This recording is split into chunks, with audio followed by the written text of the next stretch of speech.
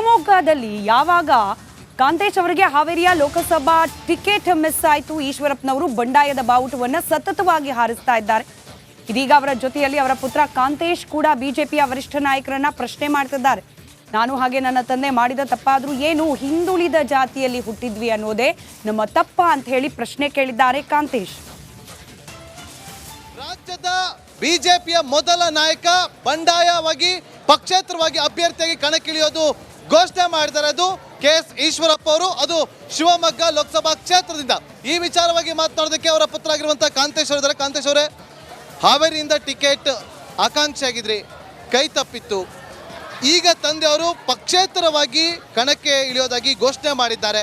ಅಪ್ಪ ಮಗನ ವಿರುದ್ಧವಾಗಿ ತಟ್ಟೆ ತಟ್ತೀನಿ ಅಂತ ಹೇಳಿದ್ದಾರೆ. ಮೋದಿ ಅವರನ್ನ ಗೆಲ್ಸೋದಕ್ಕೆ ಈ ನನ್ನ ಹೋರಾಟ ಅಂತ ಹೇಳ್ತೀರಿ? ನಂದು ಒಂದೇ ಪ್ರಶ್ನೆ ಮಾನ್ಯ ಯಡಿಯೂರಪ್ಪನವರಿಗೆ, ರಾಘವೇಂದ್ರ ಅವರಿಗೆ, ವಿಜೇಂದ್ರ ಅವರಿಗೆ.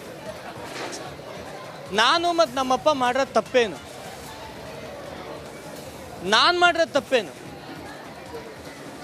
ಕಳೆದ 40 ವರ್ಷಗಳಿಂದ ನಿಮ್ಮ ಜೊತೆ ಸೈಕಲ್ ತುಳ್ಕೊಂಬಂದರು, ನಿಮ್ಮ ಜೊತೆ ಎಲ್ಲ ಹೋರಾಟದಲ್ಲೂ ಮಾಡ್ಕೊಳ್ತಾ ಬಂದರು.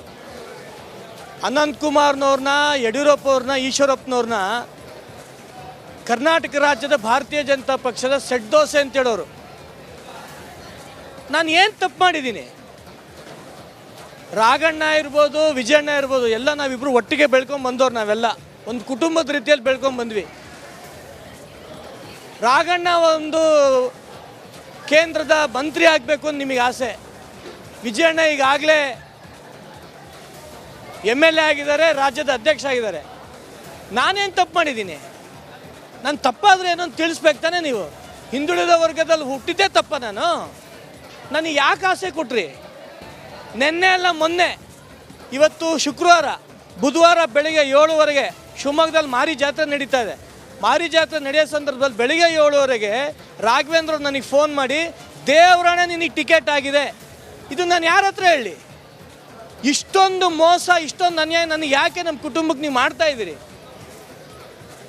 ಇದು ಖಂಡಿತವಾಗಿ ಒಳ್ಳೆಯದಲ್ಲ.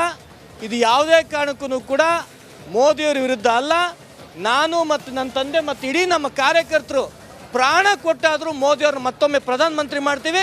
ಶಿವಮೊಗ್ಗದಲ್ಲಿ ಈಶ್ವರಪ್ಪನವ್ರನ್ನ ಲೋಕಸಭಾ ಸದಸ್ಯರು ನಾವು ಮಾಡೇ ಮಾಡ್ತೀವಿ. ಅಂದರೆ ಇದು ಈಗ ಯಡಿಯೂರಪ್ಪ ಹಾಗೂ ಕುಟುಂಬವನ್ನು ಎದುರಾಕೊಂಡು ಪಕ್ಷೇತರವಾಗಿ ನಿಲ್ತಾ ಇದ್ದಾರೆ ಅನ್ನೋದು ಸ್ಪಷ್ಟವಾಗಿ ಗೊತ್ತಾಗ್ತಾ ಇದೆ. ಯಾವುದೋ ಒಂದು ಕುಟುಂಬದ ಎದುರಾಕೊಂಡು ನಾನು ಹೇಳಲಿಕ್ಕೆ ಇಷ್ಟಪಡ್ತಾ ಇಲ್ಲ. ಇವರೇ ಮೋಸದ ವಿರುದ್ಧ ಧರ್ಮ ಯಾವತ್ತೂ ಕೂಡ, ಸತ್ಯಕ್ಕೆ ಯಾವತ್ತೂ ಕೂಡ ಜಯ ಇದೆ. ಆ ಸತ್ಯ ಯಾವತ್ತೂ ಕೂಡ ಈಶ್ವರಪ್ಪನವ್ರ ಜೊತೆ ಇದೆ. 100ಕ್ಕೆ 100 ವಿಶ್ವಾಸ ಇದೆ.